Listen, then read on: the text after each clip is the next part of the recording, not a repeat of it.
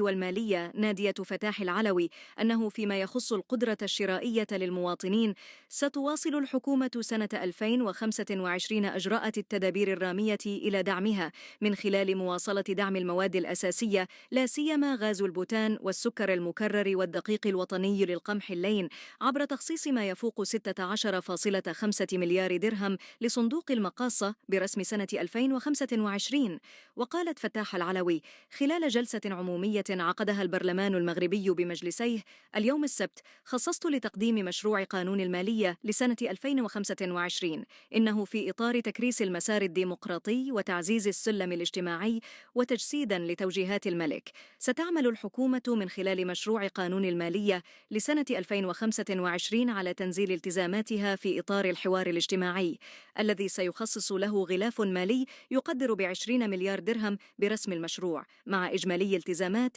تناهز 45 مليار درهم في أفق سنة 2026. وتحدثت الوزيرة عن مواصلة الحكومة تنزيل الالتزامات المتعلقة بإصلاح الضريبة على الدخل، وذلك على الخصوص عبر مراجعة الجدول التصاعدي لأسعار الضريبة على الدخل من خلال رفع الشريحة الأولى من الدخل السنوي المعفاة من الضريبة من 30,000 إلى 40,000 درهم، ما سيمكن من إعفاء دخول الأجور التي تقل عن 6,000 درهم شهريا، إلى جانب مراجعة الشرائح الأخرى للجدول بهدف توسيعها وتخفيض أسعار الضريبة المطبقة عليها، ما سيترتب عليه تخفيض قد يصل إلى 50% من هذه الأسعار.